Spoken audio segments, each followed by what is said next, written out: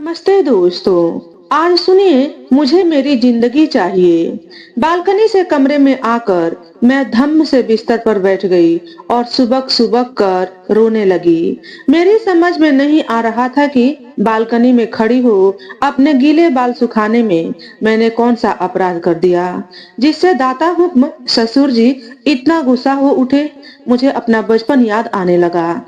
जब हॉस्टल से मैं घर आती थी तो हिरण की तरह खेतों में कुलांचे भरती रहती थी।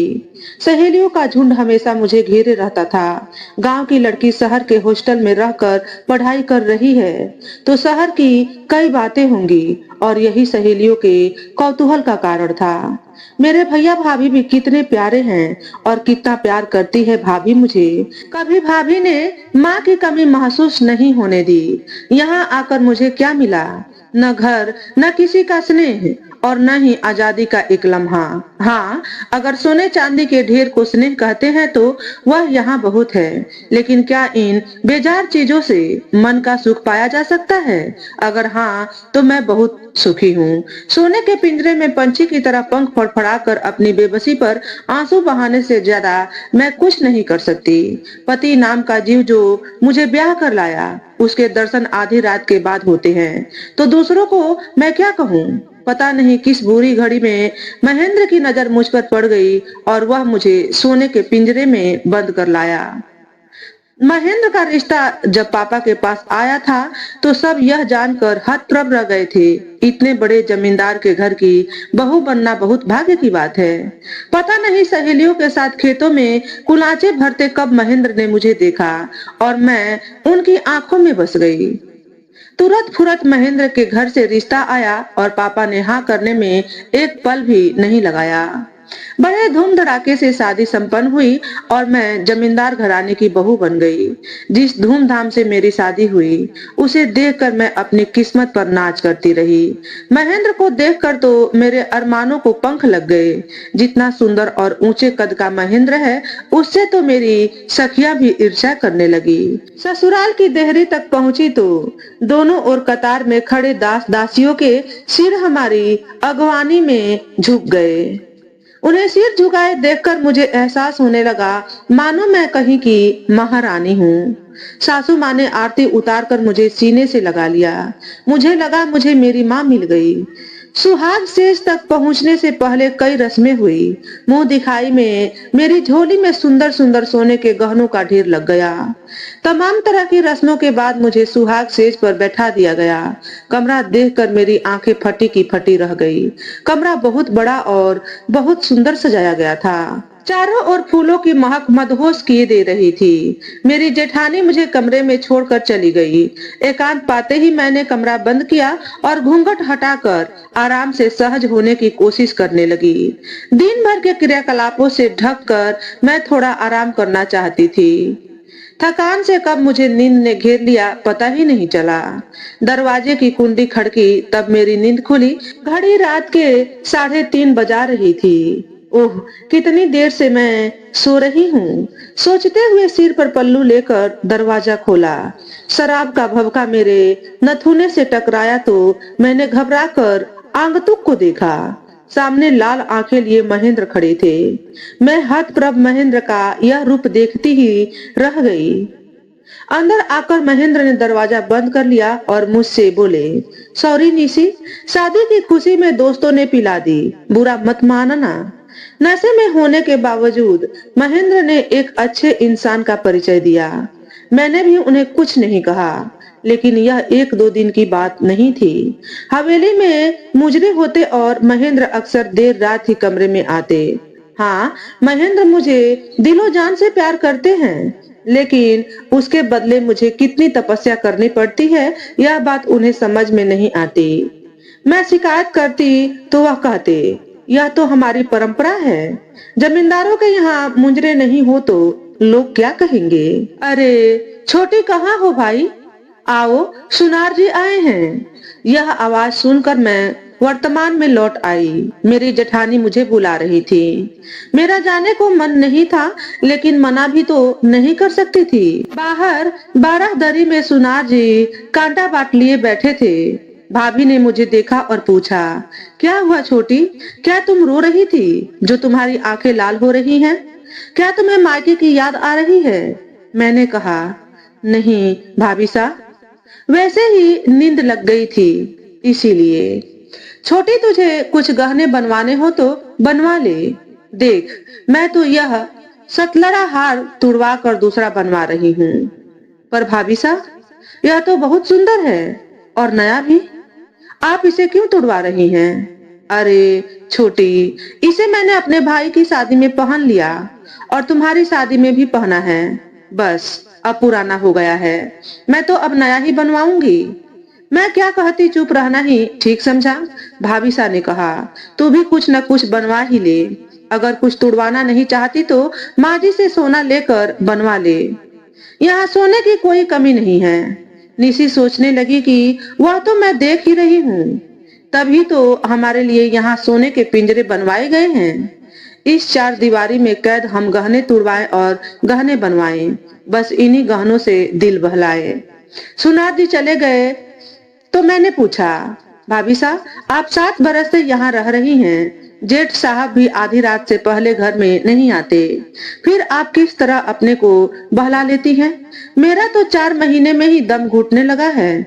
देख छोटी, इन जमींदारों की यही रीत है, मेरे मायके में भी यही सब कुछ होता है। हम कुछ बोले भी तो यहाँ के मर्द यही कहेंगे कि मर्दों की दुनिया में तुम लोग दखल मत दो, तुम्हारा काम है सज धज कर रहना और मन बहलाने के लिए जब चाहो सुनार को बुलवा लो और गहने तुड़वाओ तथा नए बनवाओ।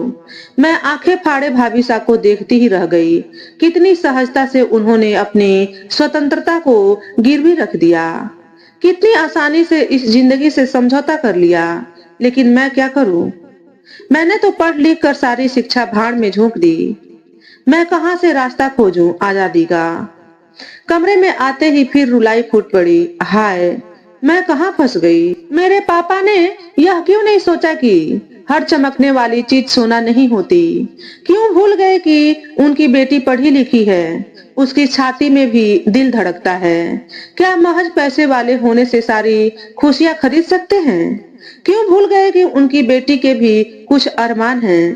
पापा यह क्यों भूल गए कि पिंजरा तो पिंजरा ही होता है, चाहे वह सोने का हो या लोहे का। आधी रात को महेंद्र आए तो मैं जाग रही थी। मैं महेंद्र से कुछ सवाल करना चाहती थी, लेकिन वह बहुत थके हुए लग रहे थे। मेरे माथे पर एक चुंबन की मुहर लगाई और बिस्तर पर लेटते ही खराटे भरने लगे। मैं मन मार कर रह गई। सोचने लगी, कभी महेंद्र मुझे वक्त दे तो मैं इस पिंजरे से आजाद होने की भूमिका बनाऊं, लेकिन यह मुजरा और मुजरे वालियां वक्त दे तब ना।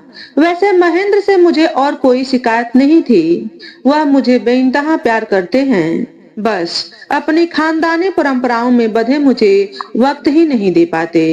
मैंने 1-2 बार दबी जबान में उन्हें मुंजरे में जाने से रोकने की कोशिश भी की, तो उन्होंने कहा, क्या तुम मुझे जोरू का गुलाम कहलवाना चाहती हो? घर के सभी मर्द देर रात तक मुंजरे में बैठे रहते हैं, तो भला मैं अकेला कैसे उठ सकता हूँ? तुम मेरी मजबूरी समझती क्यों नहीं? दिन ब दिन मैं घुटती रही। भाभी सा और सासू माँ को इसी हाल में खुश देखकर भी मैं इस जिंदगी से तालमेल नहीं बैठा पा रही थी। यह दोष किसका है? पता नहीं, मेरा या मेरे पापा का है, या फिर मेरे इस सौंदर्य का जिसकी वजह से मैं कैद कर ली गई। सुबह बेमतलब ससुर जी नाराज हो गए। जो मर्द दूसरी औरतों के अश्लील नाच गाने पर बिछे जाते हैं, पैसा लुटाते हैं, उन्हें घर की बहू बालकनी में खड़ी होकर बाल भी सुखा ले तो गुस्सा क्यों आता है? यह दोगली नीति जमींदारों के खानदान की रीत ही है। नाचने वालियां भी तो औरतें ही हैं। क्या उनमें कभी अपनी माँ बहन का चेहरा उन्हें नजर नहीं आता है? शादी को 8 महीने हो गए, लेकिन एक दिन भी आजादी की सांस नहीं ली।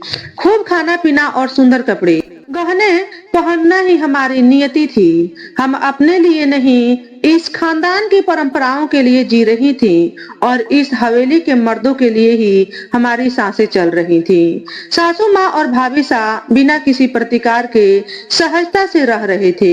पता नहीं उनके दिल में इस परंपरा के खिलाफ बगावत करने का विचार क्यों नहीं आता। दोनों ही मुझे बहुत स्नेह करते थे, लेकिन मेरा मन यहाँ नहीं रम पा रहा था। मुझे तो कुछ कर दिखाने की ललक थी। आसमान में पंख फैलाकर उड़ने का अरमान था।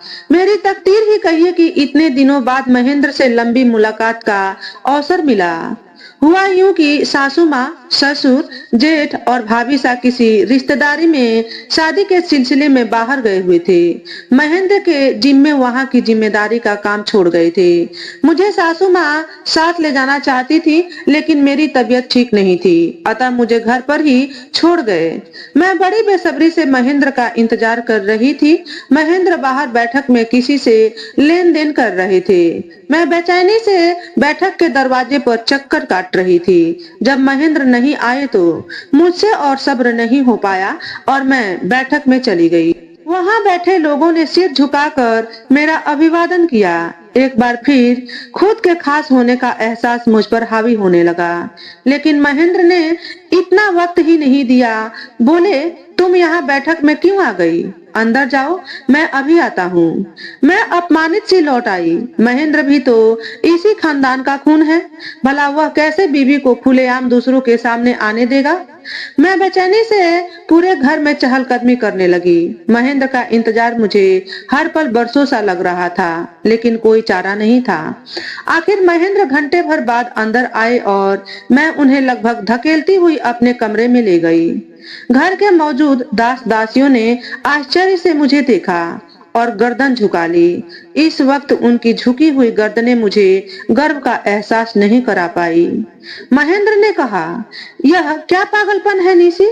मैं कहीं भागा थोड़े ही जा रहा हूँ। महेंद्र, मुझे तुमसे जरूरी बात करनी है। तुम कुछ वक्त मुझे दो। तुमसे कुछ कहना चाहती हूँ। हाँ, कहो। महेंद्र आराम से पलंग पर बैठ गए। महेंद्र, बुरा मत मानना, मैं चाहती हूँ कि तुम मुझे तलाक दे दो। महेंद्र चौंक उठे। यह क्या कह रही हो? तुम्हारा दिमाग तो ठीक है? क्या तुम नहीं जानती कि मैं तुम्हें कितना प्यार करता हूँ? पहले दिन तुम्हें जब मैंने खेतों में दौड़ते देखा तो मेरा दिल धड़क उठा और उसी क्षण मैंने फैसला कर लिया था कि तुम्हें ही अपना जीवन साथी बनाऊंगा। वह तो ठीक है महेंद्र, मुझे तुम्हारे प्यार से इनकार नहीं है, लेकिन जरा सोचो कि एक आजाद पंछी को तुम सोने के पिंजरे में कैद कर लोगे तो क्या वह खुश रह सकता है? क्या तुम चाहते हो कि मेरी शिक्षा इस पिंजरे की भेंट चढ़ जाए, या फिर मैं घुट घुट कर इस कैद में जान दे दूं? ना मुझे सोना चांदी चाहिए, ना धन दौलत। मुझे मेरी जिंदगी चाहिए जिसे मैं अपने तरीके से जी सकूं। महेंद्र चुप। क्या कहे क्या ना कहे। लंबी चुप्पी के बाद उन्होंने कहा, अच्छा निशी, मुझे सोचने के लिए वक्त दो। महेंद्र ने बहुत सोचा और एक तरकीब निकाल ली। ऐसा करो, तुम जितना धन ले जा सकती हो अपने सूटकेस में भर लो और अपनी पैकिंग कर लो। मैं तुम्हें तुम्हारे मायके छोड़ आऊंगा और कभी लेने नहीं आऊंगा। तलाक की बात पर घर में बवाल मच जाएगा। तुम इन जमींदारों को जानती नहीं हो, खून खराब हो जाएगा। मेरी तरफ से तुम आजाद हो। मैं तुम्हें बेहद प्यार करता हूँ, इसलिए चाहता हूँ कि तुम्हें कोई नुकसान नहीं पहुँचे। मायके के बहाने तुम यहाँ से निकल जाओगी, बाद में जो होगा मैं संभाल लूंगा। दोबारा शादी भी नहीं करूंगा। जब तुम्हें मेरी जरूरत हो मुझे याद करना, मैं आ जाऊंगा। वहाँ तुम आजाद हो। इतना पैसा साथ ले जाना कि तुम्हें आर्थिक परेशानी से न गुजरना पड़े, मेरी दुआ है। तुम जहाँ भी रहो खुश रहो। अब परीक्षा की घड़ी मेरी थी, मैं समझ नहीं पा रही थी कि क्या करूं। महेंद्र के प्यार में रत्ती भर भी खोट नहीं है, लेकिन मेरे सपने, मेरे अरमानों का क्या होगा? सोचा था पढ़ लिख कर कुछ बनकर दिखाऊंगी, लेकिन यहाँ तो पढ़ाई पूरी होते ही पाँव में बेड़ियां पड़ गई। लेकिन महेंद्र का क्या होगा? कब तक वह घर वालों को भरमा पाएंगे और उनकी जिंदगी बेवजह ही नरक बन जाएगी। क्या मुझे लेकर महेंद्र के कुछ सपने नहीं हैं? नहीं नहीं, मैं महेंद्र को छोड़कर नहीं जा सकती। रात भर इसी ऊहापोह में करवटें बदलती रही। सुबह महेंद्र ने मुझे प्रश्न सूचक नजरों से देखा तो मैंने नजरें झुका ली और दौड़कर महेंद्र से लिपट गई। दोस्तों, आज के वीडियो में बस इतना ही। अगर हमारे द्वारा बताई गई कहानी थोड़ी सी भी अच्छी लगी हो तो वीडियो को लाइक और शेयर करें। चैनल पर पहली बार आए हो तो चैनल को सब्सक्राइब करके बेल नोटिफिकेशन को ऑल पर सेट कर लें ताकि आपको ऐसे ही अच्छे अच्छे वीडियो देखने को मिले। हमेशा खुश रहें, हमेशा स्वस्थ रहें। वीडियो देखने के लिए आपका बहुत बहुत धन्यवाद।